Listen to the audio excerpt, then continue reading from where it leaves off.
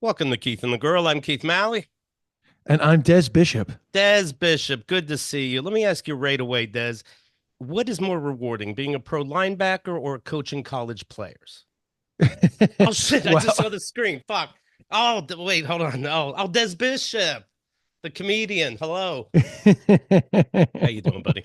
I I I do I don't get mixed up for him that often, but No. I have been tweeted at, and he is now aware that I have a joke about it. So I Is have he connected I have connected with Des Bishop 55 as a result of this coincidence of our names.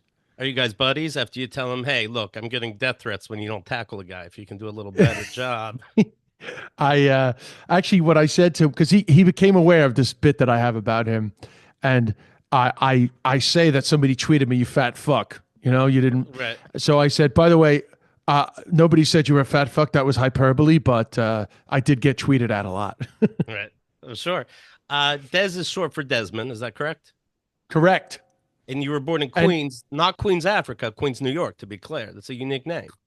Flushing, Queens, yeah. And so actually, the people I grew up with still call me Desmond, but when I moved to Ireland, Irish people don't say Desmond. It's quite a common name in Ireland, so people always say Des.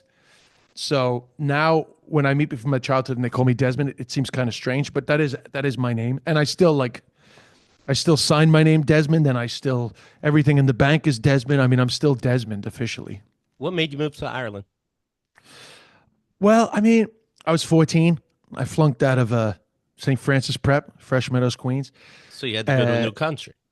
well, I didn't have to. I mean, like I I tell a didn't do joke good in in my show. school either, Jesus. No, I know. I tell a joke in my school. I had a problem. The joke in my show is I had a problem with alcohol. My mother had this ingenious idea to send me to Ireland, but it's not really true. The truth was I flunked out. I failed four subjects. I was in summer school. My cousin was visiting us from Ireland, and my mother was freaking out. She thought that I was on like a path to nowhere. It wasn't just that I flunked out. She really thought that I was going to be like a problem child. And my cousin put this idea in my head. She's like, "Why don't you go to boarding school in Ireland?" And I was like, "Wow, that sounds amazing." So I said it to my parents. My dad grew up in Ireland. My mother's from America, but her parents were Irish. And I don't know. At first, they didn't take it very seriously, but upon looking into it, my cousin Fiona's dad kind of looked into it for us. And next thing, it was like doable, cheap, and I think my mother was worried about how it was going to turn out. So it just all of us were like on board, because I don't. Some people are like, how did your mother send you to Ireland? Like, I have to be honest, like I really wanted to go. I thought it was kind of cool. So that is how I ended up going. Did you live there since then? Like they took you in and you just stayed, Yeah. So originally I was just supposed to go to boarding school there. Like right? the first few months was exciting. Then after Christmas, I came back for Christmas. I had a couple of months of homesickness where I was like, oh, I'm done with this. But once I settled in that second time around, I was like, actually, I'm coming back. Then I finished my high school there, went to college for free, so that's why I stayed for college. Didn't intend to stay for Okay. college originally. I was going to go to Fordham in the Bronx. And then when I was in college, I got into comedy. By the time I finished college, I actually was like, I had a career in comedy. So I immediately moved to Dublin, and because I was living in Cork then, and I started I began a comedy career in 1998. Well, 97 I started, but 98 I graduated and moved up to Dublin and to pursue a life of comedy. So my entire comedy career was Irish. I just happened to be a New York kid. Is the same family holding you up the whole time? Because college, I guess college No, is free, but boarding isn't, right? no, no. So, no, I lived in an apartment. I just lived like a normal student. No, I stayed with my cousins at the weekends originally, boarding school during the week, stayed with my Okay. cousins, and then, different people, whatever, I stayed with various different people. I have a lot of cousins in Ireland, like a lot. So I was never, I never felt abandoned. That's for sure. Do you And owe a then, lot no, of but what, couch favors now? I actually, this is a very long story, so I'll be able to tell it correctly. But one of my cousins that really looked after me, and to this day, my cousin Joe, who's my mother's first cousin, is like my Irish mother. Uh, so they really looked after me. But their granddaughter Bella now lives in my Dublin house for free, and I kind of look after her. So I feel like I am paying it. I am paying it back via Bella. Right. Gladly, gladly. By the way. Would you say you're more? Do you live in Ireland, or you live in Hamptons and Ireland?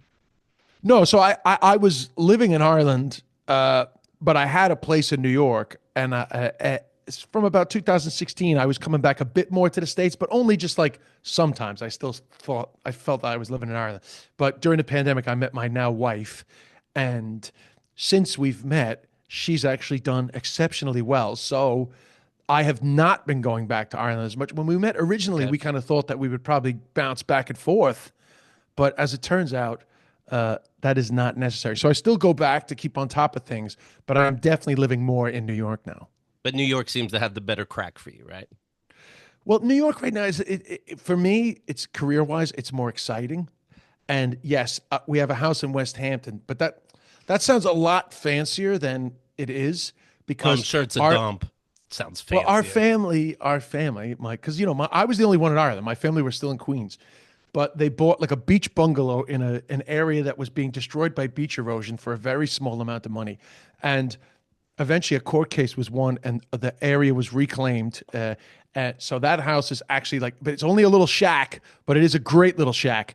So when people say, "Are you out in the Hamptons?" Like it sounds a lot fancier than it is. But yes, I have had that for quite a long time. Congrats. When I say good crack, of course, they say that in Ireland for good vibes. Do Oh, you I didn't even, it's so funny. I didn't even think of maybe translating it for your maybe you're audience. still a New Yorker? Oh, I see what you're saying. You understood. You understood. Um, I read somewhere, you speak Chinese, you speak Gaelic. I was married to somebody from Ireland. How do you was that, is that a hard language to learn? Isn't it just mumbling English? Gaelic? Yeah, No, no, no. it's a Gaelic's a whole new totally different thing. language. Oh, okay. Yeah. Yeah, like people don't know that. Like to say how are you, it's kekawiltu, like it's not it's Okay. I mean, I guess on some early it guess it evolved out of Latin in some way, but no, the Celtic languages are totally different. Uh and Ireland was an Irish speaking country until, like slowly the English colonization, they slowly tried to phase out Irish completely, but Right. it survived to a certain degree. And then the modern Irish state actually has the Irish language as the official language of the Irish state, but unfortunately, they failed at like a full revival of the language. Like Israel fully revived Hebrew as a national language, which was a language that was less used than Gaelic, actually. But Ireland hasn't been as successful as reviving Gaelic. Anyway, needless to say, there is still pockets where people speak it as the first language, and I did live there for a full year, and I immersed myself completely in the language. But it was for a TV show in Ireland, so I had a lot of motivation to do well Sure. because I knew that my progress was going to be on TV. Okay. So I guess my wife wasn't Gaelic. That's good to know now. Do Yeah, and you? also I want to point out that I was making jokes about learning Irish, but the thing is that in Ireland it's compulsory to learn the Irish language in school, so the entire nation has to try to learn it.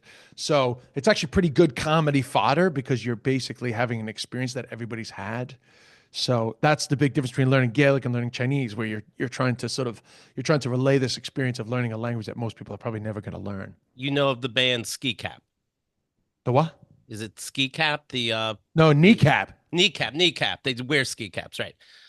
Kneecap. Oh yeah, they What? they they wear the balaclavas because that's an IRA Yes. thing. Is that related to what we're talking about at all? It is 100% related. In Okay. fact, most people don't know that kneecap is a pun in Irish On what? because kneecapping, the IRA used to Sure. kneecap people, Yeah, right? I That got were that. Yeah. the people that were like robbing. It was actually kind of like a community enforcement technique more than anything. And like people who might have been given information, they were kneecapped. But kneecap also means like I don't think so. Kneecap Okay. like it's an Irish verb, Oh, cap 'em. I got to Yeah, watch the whole so movie it's again. play on words. Right. But anyway, they're a great. I knew those guys. Well, no, sorry, I don't think I knew them, but Yeah. I've been aware of them for quite a while. But so I'm very happy with their success. And I also I had translated Jump Around into Gaelic, and Okay. that was a good little early viral moment. Me singing Jump Around Oscuelga Lame Heart. So actually, they always say to me like, "You're the OG Irish rapper." All So they give right. me they give me some credit. Yeah, But I, also Belfast people have a lot of respect for Irish Americans because Irish America didn't turn their back on the North. A lot of Ireland, whether they were wrong or right, I'm not being critical, but there was a they were very critical of the IRA during the Troubles, and Irish Americans weren't. And I'm not going to say who's wrong and who's right, but I am going to say that people in the North, well, Catholics in the North, have some gratitude for the love they got from Irish America during the '80s. During I've taken bus tours in Ireland, and the bus drivers aren't shy about saying what side they're on. Oh yeah, well, depending on well, if you're doing them up there, yeah, for sure, yeah. And then what? And then what made you learn Chinese? What made you go over to China or Mandarin Yeah, anyway? again, yeah, Mandarin. Yeah, well, Chinese. It's funny. Everyone always thinks that there's some sort of mistake when you say Chinese, but there really isn't. But some people try to make that a thing, but it's not a thing. But What's not a thing? Sorry, what's not a thing? well, Mandarin's just a dialect of like the broad sort of language community of Chinese languages. So some people try to Okay, say like it's incorrect if you say Chinese, but like nobody cares. And in China, when Chinese people are speaking English, they say your Chinese is good. They don't say your Mandarin is good. So right, it's not. It's some people in the comments will try to make it like a thing. Like, why are you saying Chinese? It's Mandarin. It's like, okay, whatever, bro. right. So, but that aside, it's a long story about how I got to learning Chinese. But the quick version is basically related to the Irish language show, which is that learn Gaelga to speak, to do stand up in Irish. That was the journey, right? Right. That was the hook of the television series that I made. I had my own personal fascination with China. I'm from Flushing, Queens, number one, so my neighborhood became completely Chinese in my Mhm. lifetime. Uh, my neighbors, I wouldn't be able to speak to them. So I kind of wanted to learn Chinese. A lot of people from my generation from New York. I don't know how old you are, but we all watched kung fu movies on Channel 5 when we were growing up on Saturdays. So Right. I always had a thing for kung fu movies. I did a bit of kung fu training, and my shifu was from Hong Kong, and he like exposed me to like a lot of like Chinese culture stuff. I actually visited China in 2004 with some people who I worked with on the first television series I made about about living on minimum wage. So there was all these weird coincidences of like reasons why I'd be interested in China. So when I did learn the Irish language, I it was right leading up to the Beijing Olympics, and I was just like, the world cares about China. Let's do what we did with the Irish language with the Chinese language. But it was a lot harder task. It took me 5 years actually to get that project off the ground, and it was a much greater undertaking because that series was really less about the Chinese language and more about my journey of trying to learn it as a way to connect people who've never been to China with what modern China is really like. So essentially it was like a story about China rather than about me learning the language. Do you eavesdrop on a New York City subway, and do you ever like All the make it time. clear? Do you make it clear that you know? Like that was a funny story. Bye. Sometimes if like if I'm really close enough and I can hear them and they're speaking something kind of funny, I'll let them know at the end that I could understand. Okay. Obviously, the dream situation is you catch them talking shit, but that very rarely happens. I mean, of course, I've made jokes about that, about going for massages and not letting them know, and then eventually letting them know. But actually, it really doesn't have like because my great disappointment was when I finally could speak. When I finally could understand people speaking casual Mandarin. Right. Uh, I went for a massage and I didn't tell them that I could speak Mandarin. Think finally I'm going to find out what they're saying about me. But of course Right. they're not talking about you. They're just talking to each other about like when they're going for lunch or like I'm tired or they're not being like this guy's breath stinks or he's got a huge cock or you know what I mean. Like Right. they're not talking about you. That's actually the main thing. You never caught anybody, right? Like shit talking you. I've never caught anybody shit talking. And honestly, you feel like you have to have a lot of patience to not eventually get involved. Sometimes I accidentally out myself because like you do get that bilingual brain. So your brain does switch modes. And like when you're actually around people speaking Chinese, like next thing, I don't even mean it, but I just respond accidentally in Chinese. And then I see. they get, they're kind of aware. Right. Especially if you respond like 100% correctly, they're like aware. Because most, white guys come in, like they'll say like, ni hao, xi xie. So if you do like Right. the basics, they might not notice. But like if they say something to you like, how much, and you say like, oh, 30分钟, and then they know, they just Right. know. By the way, speaking of coming out, it's National Coming Out Day. Is And it? yeah, and I'd like to be part of this and do what I can do to make the world, one. So the following people are friends or acquaintances or people I went to high school with that never came out. All right. It's the list of 8 people, real quick. Trigger warning if you hate when people are outed. All right, here we go.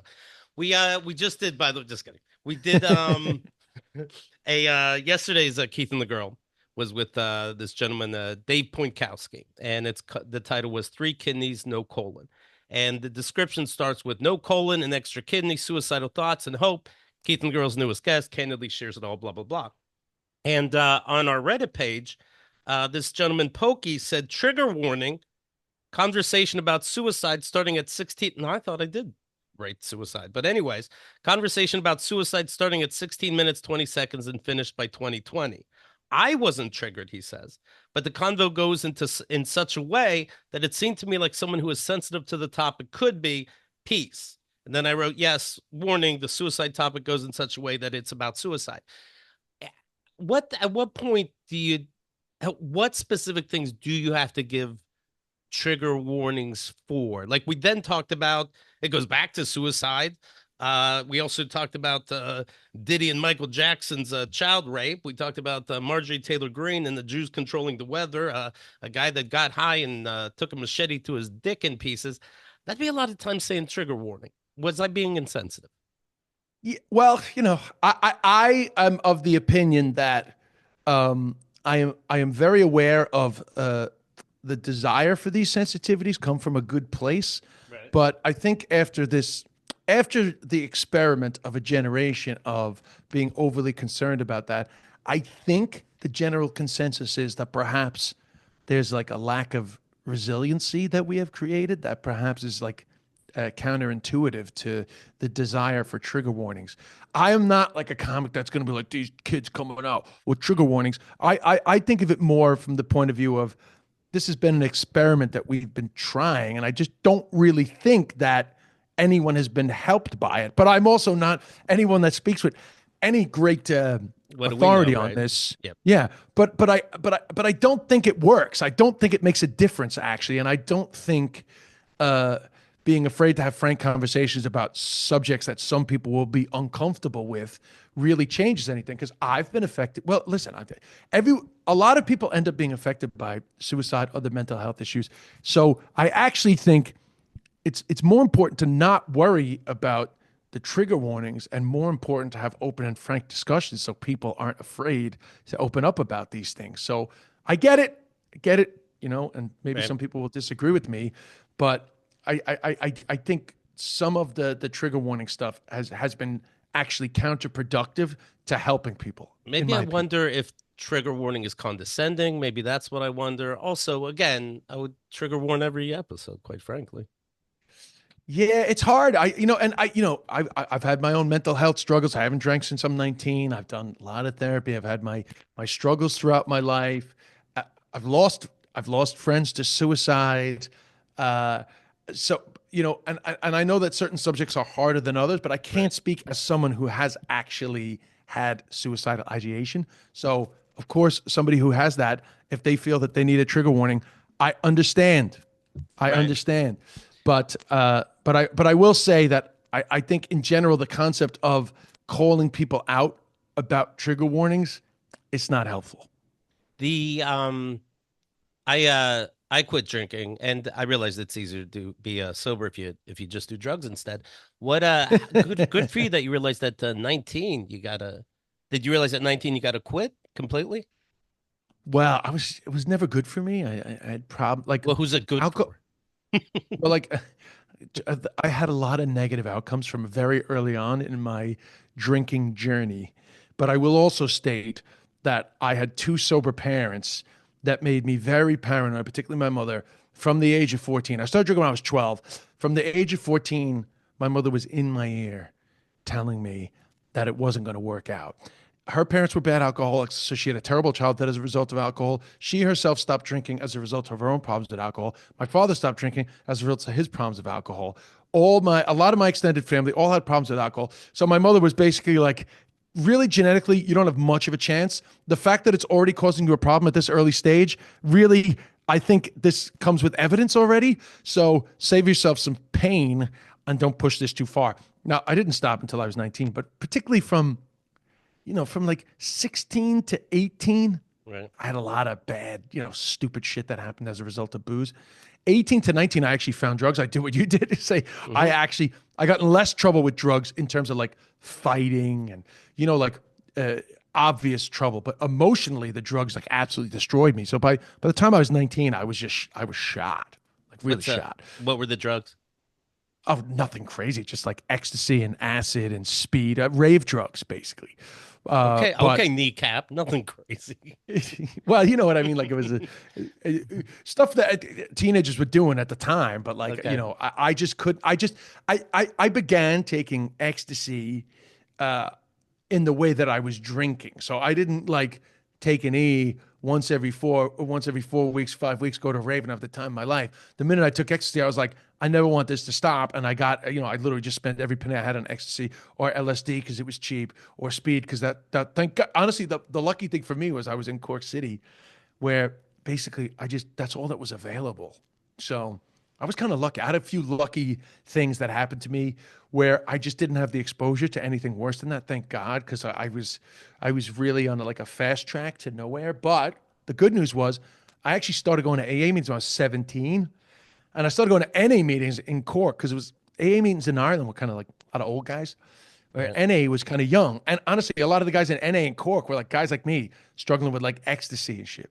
So I even though I didn't stop, I was going to NA meetings from like when I was 18 going on 19. And so I had like a support network as I sort of bounced in and out and tried to figure it out. So it was pretty easy. When I finally made the decision, I already had like support stuff in place to like finally keep going. Good for you. It's funny for the longest time. My parents wouldn't really talk about them having alcoholic parents. And one time, my mom was telling me, yeah, my dad was very abusive to my mom, and very physically abusive to me. And my dad jumped in and was like, "Well, not like that." And then my mom goes, "No, like that." He goes, "No, honey." I'm like, "Well, okay." And then my dad would tell us a story like, his dad would always come home drunk, start yelling to nobody around the house, and it was scary. And he said one time he was so scared of his dad that his dad was just drunk, yelling at the top of steps, and he thought about pushing his dad down the steps to kill him. And I'm like, "Oh, so he had a big alcoholic problem, right?" And he's like, "No, sometimes he had one too many." I'm like, and so Yeah. because I want to keep drinking, I just grab onto that. I'm like, okay, I guess I heard this part of what you said, but it's looking back, it's yeah, obviously there's something genetic as well as whatever Yeah, the yeah, but also that stuff is like traumatic. Like myself, my mother, we had a funny relationship, but like she had a horrific childhood, really. Like, and I think these days it's easier for people to admit like how traumatic right. that is. But I think for a long time, my my mother didn't. She didn't really let us know until quite a lot later. But it definitely like it influenced her. She was on edge all her life because she Mm. was essentially like her parents created a lot of stress for them. She never really let go of that stress. So I think a lot of people can underestimate the parents being alcoholics, whatever. But if you end up struggling yourself, but like the torment that comes from your parents being alcoholic, like I was spared for that. Like my parents, I never saw them drinking. They were Yeah, mine sober didn't at before. all. Yeah. Yeah, I was sober before I was born, which is it's definitely a bonus. You don't need that in your life. Right. You talked in stand up about having testicular cancer. Yeah. Was that, not to be funny, a trigger for drinking or drugs again? Nah, not at all, man. By the time Okay. I was 24 when I got testicular cancer, so and it was actually a guy. It was a guy from recovery that I had known, like in my first year or two of recovery. He was one of my good friends, and he got testicular cancer.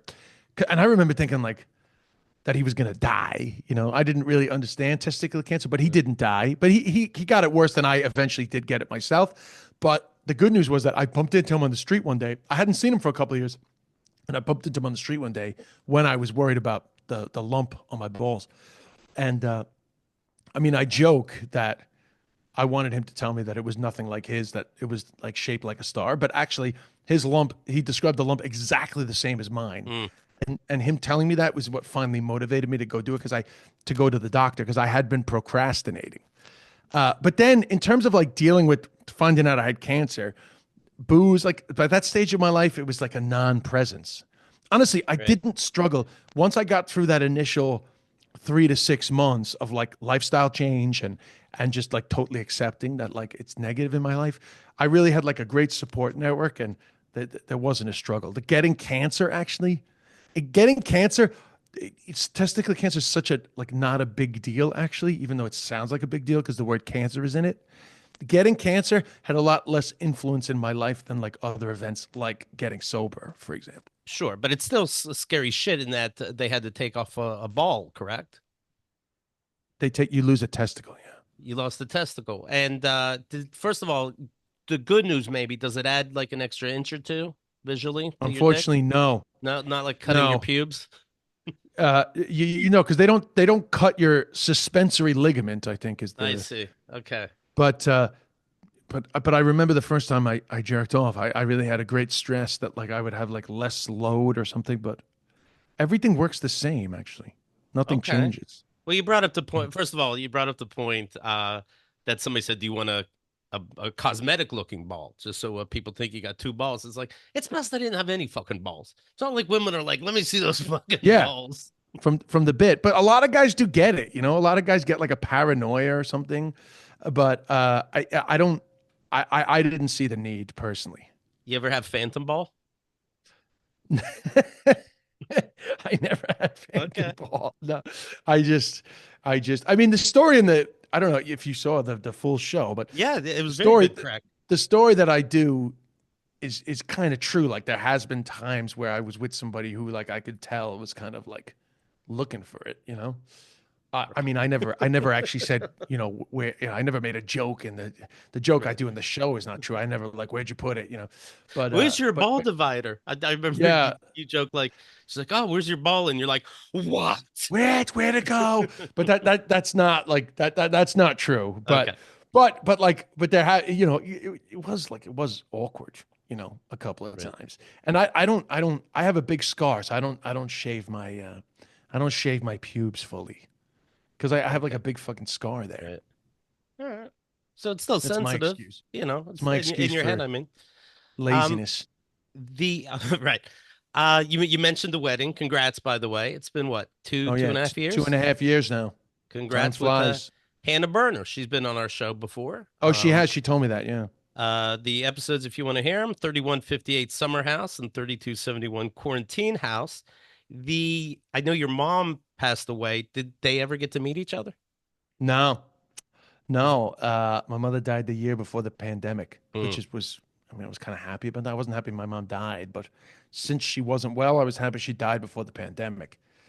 Uh, I think actually, you know, I don't know. I think you know, going through everything that we went through with my mother's illness and getting through that, and then having this preliminary time of the pandemic where you couldn't do anything, you couldn't do shows.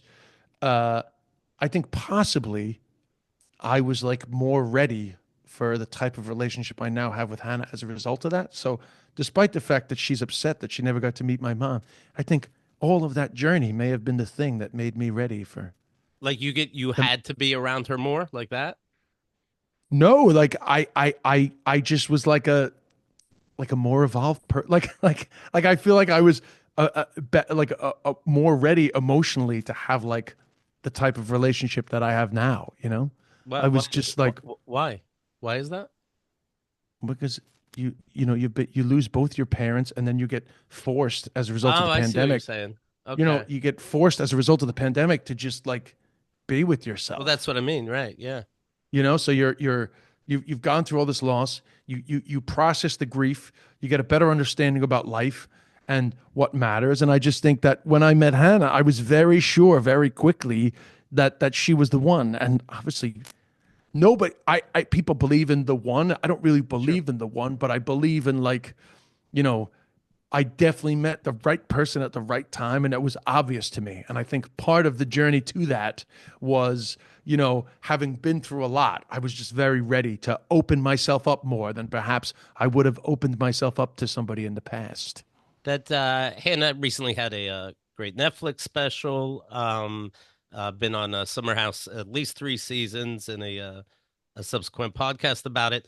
Um, so I'm picturing when you plan the wedding, do you have to recognize, hey, she's going to want to make this about views. She's going to want it to be maybe a little, maybe you do too, a little Hollywood. Like, hey, we can't. The Times is going to do an article on us. The Post will do it. Like, we've got to be careful if we just announce something on our podcast, or if we can make a couple bucks and a couple likes. Did it get like that? No, actually. Well, I push Okay. back on that a lot. I push back on Okay. that a lot because all my professional life, yeah, in Ireland, I'm pretty well known for a long time. And obviously I give up a lot of my life to my art. I did a show about my father being sick, did a show about my mother dying, talked about my testicular cancer. So I'm not somebody that doesn't like to talk about the aspects of their life, but I've never wanted to have my relationships be part of what you're selling. Uh, Mm-hmm. Now, Hannah obviously was coming from a different place, and early on in our relationship, it was all very public. But I never loved that because I just feel like there's just so much to give, like in terms of like the public and performance. Like you don't need to add whatever the public can do to, to like to the stresses of a relationship. You know what Right. I mean? Like you Sure. don't need everybody else's opinion getting involved. So actually, we tried to be as subdued as possible on this stuff. In fact, the New York Times did want to do a Oh yeah. thing, and but I didn't want to do that. And then I didn't get annoyed, but like somebody took a selfie and put on their Instagram at the wedding, and there was actually an article in the Post Mm. before the reception had even begun off of that guy's Instagram, which kind of annoyed me actually. Well, But you decided there's not to do the Times. You end up doing the Post by accident. well, yeah, but you can't control everything. Sure. People were taking Instagram stories, and then these accounts were like, "This is Des and Hannah's first dance." There's nothing you can do about that. But like, it didn't come from us, and we didn't do a lot about it. Right. We posted it. It's funny because I was this is kind of like a silly story, but I was very I didn't want to post on Instagram. I didn't want to be the couple that like has all their pictures on Instagram. Right. But Hannah really wanted to post, which I understand. And I think she was right. But I wake up the morning after the wedding and she posts, but there's no pictures of me. And I was like, what are you doing? She's like, well, you told me you didn't want to post. And I was like, Wow. yeah, but like, you can't post without me. Right. It's still a wedding, I think. Did that, You can't post without me. That's worse. when she before you knew who she was, all that you're just meeting her for the first time. Is there a stigma in a way that she did a reality show where the job is everybody's hot and drunk and you stay in a house with other hot and drunk people? Did Here's you the get answer nervous? to that. I didn't know. So here's the thing. I think I followed Hannah because I saw her on Nikki Glazer's story. Okay. But I can't say for certain, but I know that I was following Hannah. And during the pandemic, a lot of her stories were popping up. And I noticed that she was on some Bravo show. But I'm so Irish, except for my accent, that I didn't even know that like Bravo's main thing was reality TV. I didn't know that Bravo was the Housewives channel. I was very Mm. aware of the Housewives. That's an international phenomenon. But I didn't even know that that was Bravo. Um, my a kid I grew up with in Queens was like used to do that show, The People's Couch. I knew that was a Bravo show, but I just didn't know what show she was on. It just looked like something like MTV-esque to me. My fucking Right. Gen X brain was just like, oh, that looks like something like the Jersey Shore. But I didn't know it was popular. I honestly thought that it was just like something that nobody watches. And so Is it offensive you didn't check it out anyway? Or the no, relationship I had didn't warrant it? no, it was for me, it was irrelevant because in the end, I saw her stories, and then how we ended up meeting was I saw she was near me during the isolation. It was COVID, right? Right. I saw she was near me, and then I checked, and I saw she was following me, which I didn't know. I didn't know that she had followed me back when I She followed lives her close to originally. you and you're following each other on Instagram. Yeah, but I didn't know that. I Gotcha. didn't know she followed me back at the time. She followed me back right away when I followed her because she had seen me perform at the Cellar years before. So when I followed her, she was like, "Oh, that's that, cute zaddy from the Cellar." But Right. I thought he lived in Ireland, right? So anyway, I see she followed me, so I messaged her. I was like, "Oh, you're out east?" She was like, "Yeah." I was like, "You want to meet for coffee?" She said, "Yeah." So when we met up, then she was explaining that this show was, is like she's about to go back in there, and like, it's a COVID thing, so she's going to be locked down. So it was all like, it was not a factor in our meeting. And the only thing that it created for us practically was she was about to go in there. So we had this limited amount of time to hang out. And that was that kind of, I don't know, it brought like a certain sort of like, oh, you're about to go in there. So Go into the I guess we house. should hang out. Yeah, because it was a Okay. lockdown season. So they were getting locked in there. So it Okay. wasn't like a normal thing.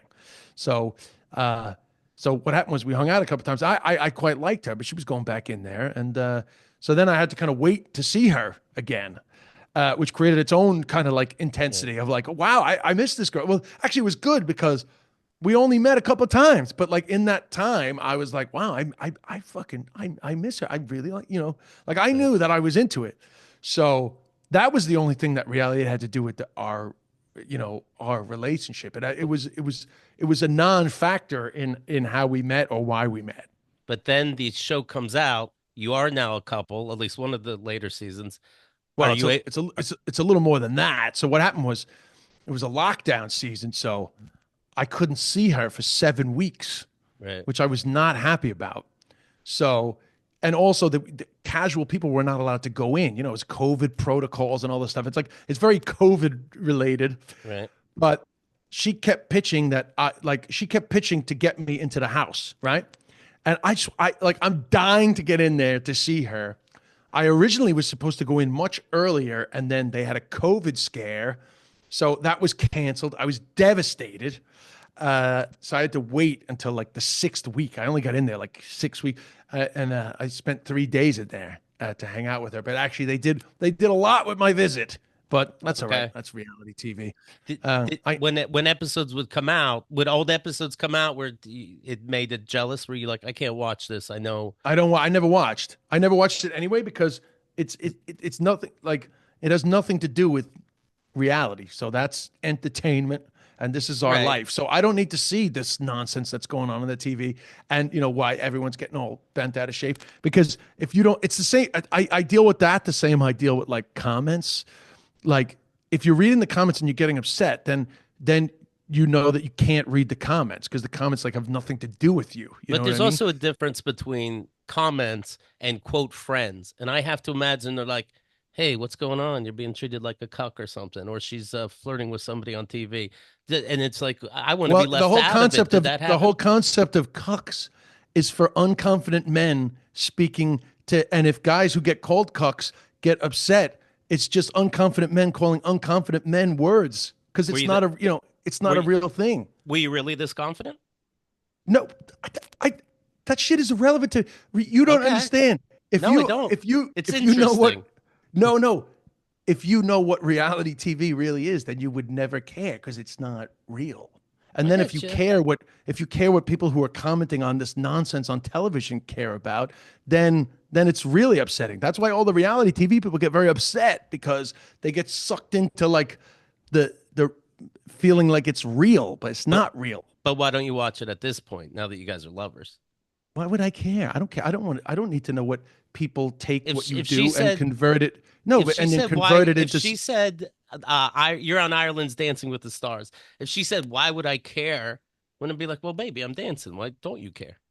But that's not the same thing because I know it's Dancing with. not the same thing. You're acting like it is though. No. Because reality TV is edited. Reality TV is Right. they take what you do and they convert it into something It's else. such bullshit that it doesn't even interest you. Is that what you're saying? No, because also I don't need to be. I don't want to be annoyed by like some fake. That's what I'm Fa- saying. Yeah. no, You but don't I don't want want to be annoyed by what people did. Like yeah. they alter what you do to make you look a certain way. So if you don't Right. know, then you don't care. Do you know what I Yeah. mean? Yeah, I do. That makes sense to me. Yes. Oh yeah, yeah. But that's what I'm talking about. Yeah. So when it comes to stuff like that, I just don't watch, because it's like Right. it's out of my control. So what's the point of getting annoyed? Would she have to catch herself sometimes like, baby, this show's doing real good in the rain? I mean, shit. I'll tell that to my friends, not you. Honestly, that honestly, first of all that that first year that we met, like that season was not like a positive experience for Hannah. So I tried as much as possible to just like separate her from that. But that was early in her like entertainment career where she didn't understand that you could actually just separate yourself from it and save yourself like a lot of stress. So she was very engaged, and I wasn't. I just chose to not be engaged. But I think nowadays she understands more. It's like, oh, you just don't have to like you don't have to get into that like Right. the stuff that's like conflict based, and then you just save yourself the hassle. Yeah, no, I follow that. Yeah, that's what yeah, I think a way about it for sure. That's all I'm saying. You mentioned in your stand-up that she wants a kid. It sounded like you're like, well, I love her. I can have one or not. Am I right about that? Yeah, well, it's mostly to do with the fact that like there was a time where I was really like into having kids, but I had gotten to a stage, got a bit older, never got into a relationship where it was going to happen. So I just accepted that I wasn't going to have them. And Same I thing was with me, very by the way. You asked about age. We're about the same age. Yeah, I always thought I would. Then I'm like, well, obviously I didn't care too much, which leads to how we must not have been raised properly because there's five of us siblings. None of us have kids. That's interesting. That's strange. very, very interesting. Yeah. Well, my middle brother is the only one of the three of us that has kids. But yeah, I had accepted that I wasn't going to have kids. I was comfortable with the decision. But, Hannah wants to have kids, and I'm also comfortable with the decision because I know I'll be happy when I have them. But I also know that it changes everything because obviously a That's lot of what my they friends say. have had kids, and I see what it does. So I'm I'm like I'm aware, almost like when you're sort of like on the way up on a roller coaster, you're very anxious about what you know is coming, and it's exciting, but it's also like frightening. I am aware, excited, but also frightened by how much of a ride that's going to be. Right. I wonder, do you think, hey, the world's crazy. It's always been crazy. It's always going to be crazy. If it's okay to have a kid decades ago, it's okay to have a kid now. Or do you think, hey, between politics and who's president and just news story after news story and violence, is it irresponsible to have a child? Did you debate that? Not to No, sound rude, but we didn't debate. I wouldn't debate it in that regard because okay. I feel like the future is always unknown. So Right. it's not a guarantee one way or the other what the world is going to be. So I wouldn't think of it in that regard. I would just think of it more in terms of just like this is this is a big commitment for a very long time, Right. and it's about them. And once we have them, that will be everything to us, and that will be all Sure. that matters. But if we choose not to have them, then we'll never know what that's like, and I'm okay with that too. I'm just reading a story here. TD Bank, the popular bank, TD Bank got caught laundering drug cartel money. They have to pay $3 billion in restitutions. How can you still be allowed to be a bank? I know, The world just doesn't really make sense to me. I know, but also what doesn't make sense is if there's this much money in this business, how have we not figured out a way to not make it a criminal enterprise after all this time? Right, right. And this is said by somebody who doesn't take drugs or alcohol as a result of damage that they did to his life. But I still don't understand the ridiculousness of allowing this incredibly profitable enterprise to still be in the hands of criminals to the point where even huge corporate institutions are enticed by, just giving the money a home. Right. Yeah, I mean, Home Depot, this is less money, but Home Depot lost the court case big and it was over. They would charge you a totally different amount when you bought something than was listed on the item or on the shelves, and they had to pay $2 million. It's like, okay, all right, they're just Yeah, fine. because they don't care. That's not even a real penalty to them. Right, that's right. Oh, But really, honestly, like I'm glad if we can. I don't really care about the institutions taking the money, but what I do care about is like there should be a huge percentage of that drug money that should be going in back into society, not just to help right, addicts, but just to build roads and bridges and like it's just such wasted profit to have these criminal enterprises having all that money because it's not like they do good. They're not Robin Hoods. They're not doing good for society. They're doing is killing people and controlling governments and actually stopping progress. So I just wish there was a way we could get some of that money into society because we need it. We need to right. lower the deficit. Let me ask you this. So I'm 50. You're approaching it. Got to be 49. 49. Okay. And Hannah's early 30s. Do you ever notice a I don't know if you say generation gap, but do you ever notice the big age difference? Or did you notice it when you first started dating? Not really. Okay, My immaturity, perhaps. that worked out. Like honestly, the only the only thing you notice sometimes is just like there's aspects of like your childhood stuff that doesn't match up with her childhood stuff. But the funny thing is that sometimes she tries to tell me about stuff from her adolescence, about like, some big song or something. She'll be like, this song. And I'll be like, well, you know that all your memories, I live them. Right. I have to tell you about my stuff, but I lived everything that you lived. So you don't have to explain Usher to me. Right. She goes, "Let me guess. This is another remake." Jesus. Yeah. But not really. I mean, it's funny because when I'm hanging out with her and her parents, like sometimes me and her parents would be like riffing about stuff that like doesn't make any sense to her. But like right. it's none of that stuff. It's 15-year age gap. It's not that much of a thing. We both do comedy. We have so much in common that like the age gap stuff doesn't really factor in. Other than I'm on a very bad run of injuries, which actually kind of like makes me seem like an older man than I am. Because since I met Hannah, I've had like 3 major injuries, but then it's just like bad luck. But it doesn't help the image of, Right. the limping man with the younger wife. Like what? Like a bad hip? No, I tore my ACL skiing. Mm. But when you're limping down the road with your gray hair, people don't think this guy fell 1,400 feet down Right. one of the hardest mountains in Aspen. They think, wow, this guy just had a knee replacement. Right. So it's hard to be like, no, no, no. Honestly, I tell you, it was a young guy's injury. This is not an old guy's injury. Well, you used the word zaddy, and you mentioned this in stand-up Well, that, that's because she's always doing that shit. That's like but her you're jam. like, but how lucky it is a man's world, right? And your hair starts turning gray. They even like that more. No way to Yeah, I have lose, a bit quite about that frankly. too. I'm doing that now a lot. That bit. That's the double standard. Yeah. The Well, the Uh, joke I say is that women go gray and then they like let themselves go. A man goes gray and people are like, oh, he's distinguished, right? But the flip side is that women can dye their hair without judgment, but men right. cannot. That's true. And then people say like, oh no, they can, and it's like, okay, so when did you see a man with dyed hair and didn't think? Who does he think he's fooling? Like Right. it's like for men, it's like a deception. For women, it's just like expected that they do it. Yeah, you can go green or anything. Yeah. Yeah. Um, the when like does she ever talk to you? And she's like, you know what I love most about the A team? Bradley Cooper. And you're like, oh, God damn Yeah, Starsky and Hutch, Ben Stiller, or whatever. Yeah, I but like I liked your point about you talk about the generational differences and back in our day when you wanted to hit on a woman you had to talk to them as opposed mhm. to swiping on the phone. You don't get the rejection like that in real life. You had to be next to the person, get the balls to ask them out. They turn you down, then you got to get your self-esteem back up and then Yes, send to their friend and get their phone number. uh yes, I enjoyed that very much. Then you had to memorize the phone number. You had to have your buddy remember the last four. Well, you remembered the first three.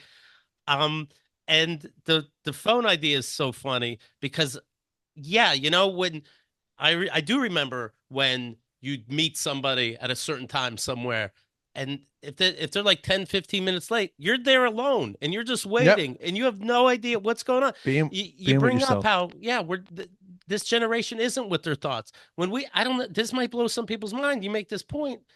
Uh when we take a shit, that's all we did. We just went on the toilet and that was really all we can do. And we had to wait Yeah, till we were done. Do you but and that affects mental health, you're thinking, is your theory.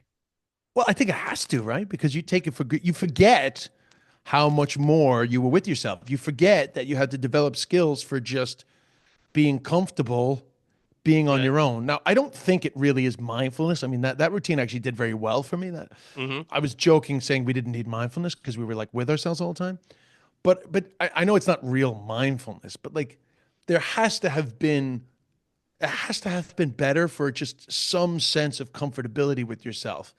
That at times you were just forced to be with your own thoughts. I don't think it's good to Right. be with your own thoughts all the time, but I think it was just more natural to be with your own thoughts back in the day. Actually, one of the things, because I've actually been doing like all that, you actually ran very quickly through like a whole collection of bits that Right. I did originally during one show, which leaned hard on nostalgia. Like I went hard on that show originally that I did that had all those bits you were doing was called One Day You'll Understand. And it was very much like a back in the day sort of look back at like how Right. much life has changed.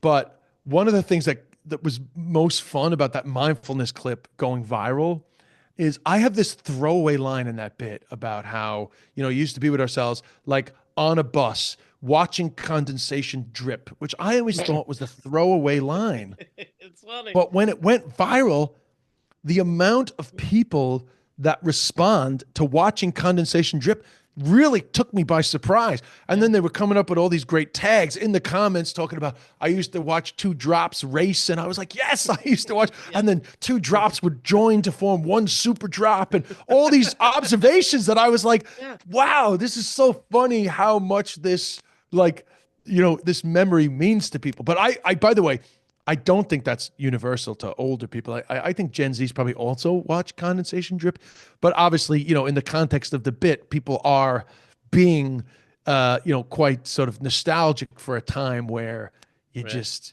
had to be, or you had to wait for your show to come on, or you had to Totally. share the TV. Right. Totally separate. You happen to mention you do. There's very funny sex talk in of All People, the album that I think people should check out. And you mentioned how you enjoy a finger in your ass. Yeah, because we didn't have phones. We only had ourselves. I don't think you made that point. I'm making that point. Yeah, Yeah. but I don't know how I figured that one out. Actually, I think I had I had a girlfriend very early on in my sexual journey that introduced me to that because I definitely did not learn that from porn. Right. So I don't that came early for some reason, and I don't know, So actually, it always bugs me the way that Gen Z's go on about eating ass like they fucking created it. I'm like, motherfucker, I was getting my ass eaten before fucking cell phones. How do You know? you how do you introduce it into a new relationship, or do you just have them see Like your stand up? no, honestly, it hasn't happened to me that many times in my Okay. life, but at some stage, I guess you're having those conversations. You have, I don't want anybody to be uncomfortable, so I'm not pushing that on anybody that's Yeah, not but how do you comfortable with know? it. You just have to wait until they do it. They know if they're into it, they would No, have done it already. I'll have the conversation eventually. If you're in a long relationship, I'll have the conversation. Well, You say especially like nowadays, I don't give a fuck. you say interesting, nothing's in my ass right now, I noticed. Like how do I you just bring had a that up? shower. Just had What's a that? shower. I just had a shower. Everything's nice and Oh, clean. right. I see, I see. Everything's nice and fresh down there. So I of course mentioned the album of all people. What else should the audience know? What's doing right now? Well, Hannah and I have a podcast called Berner Phone, although she's on a hiatus, so I'm getting guest people at the moment. People message in with their stuff. This is a theme of the week. I mean, other than that, go on my go on my YouTube, Instagram at Des Bishop. Wherever All right. everybody is, there I am. Excellent. Well, it was very nice meeting you. I appreciate your Great to time. This chat was to you. fun. Yeah. By the way, can I'm I ask you one Yeah, question before we please. go? Of course. The Malley, was it O'Malley originally? Or? No. No. Who knows? So my dad, he's a weird liar, and there's so much I don't know about his past.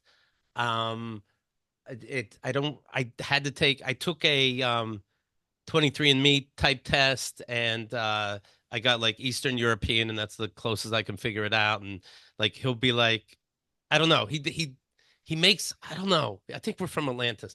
He never really he there's no story that gets nailed down or makes any sense. I understand that we had a great great grandfather that was going to come over to America from wherever. Not Irish, by the way, to be clear. Was going to come over to America to start the family and then bring over the rest of the family. But that guy changed his name and hid and started a new life in America. Oh, And then right. shit just went from So that's where you end up with this Malley. so Malley came up somehow. I don't know Oh, how that's though. great. I don't know if it's a misspelling of Miller, which I wouldn't know what that means anyway, but who knows?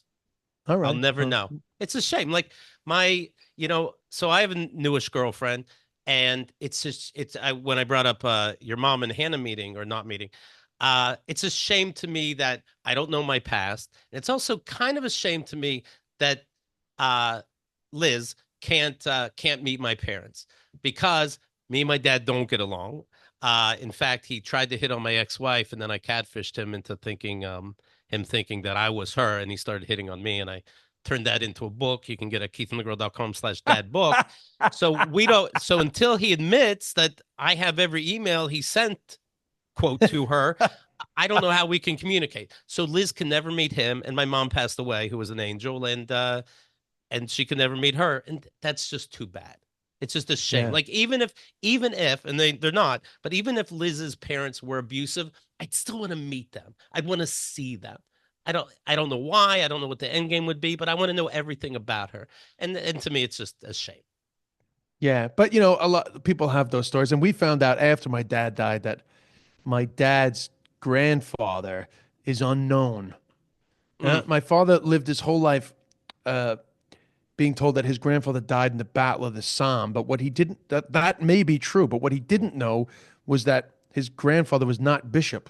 His grandmother was bishop because my grandfather was born out of wedlock by her, and the grandfather is unknown. So we have like a strand which I've seen on Ancestry. I think I see them on ancestry.com, but they are unknown to us. I don't know who they are.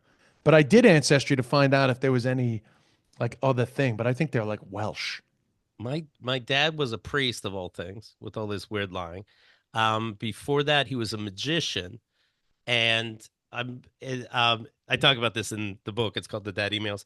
I found all these old articles that he would obviously print himself and act like they were praising him in the magic shows that you can go to, free car shows, free department store openings, this kind of thing.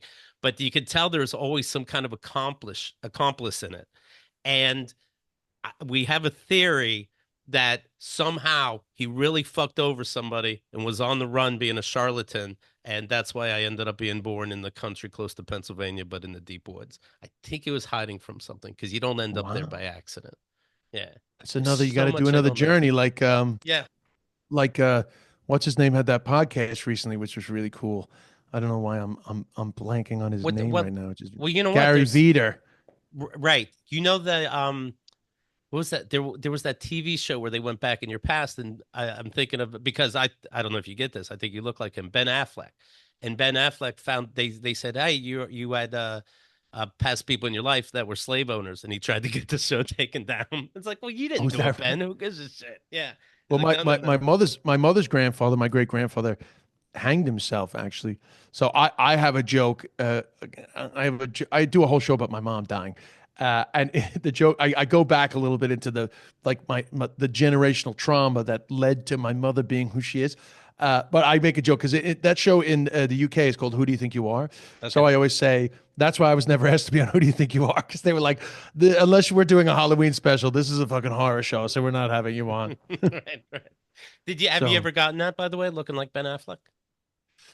that one I got Who do not you get? really, but God, who do I get? You know, I for a while I was getting the dude from Westworld. I was getting a bit The main guy, the handsome guy. well the young guy, yeah, the Yeah, the boyfriend guy. of the Right. Who dropped or picked up the can of beans or whatever. yeah, he ended up being in the mockumentary about the Jury guy in duty. the jury duty. Yeah, his Yes, name has yeah. gone out of my head. Okay, well, good for you. But I got and the guy. when I was younger, I used to get Ryan Philippe. Okay, this isn't too bad. I got the guy that shot himself in the face in Full Metal Jacket. So good for you. Good for you. I'm not gonna be dancing with See, stars anytime soon. Hannah wouldn't get that reference. You were asking about age gap. She wouldn't Right, get right, it. right. That was All for right. those of us who live lives. Great seeing you. Appreciate your time. Thanks Thank again, you. buddy. Nice to Later. meet you, man.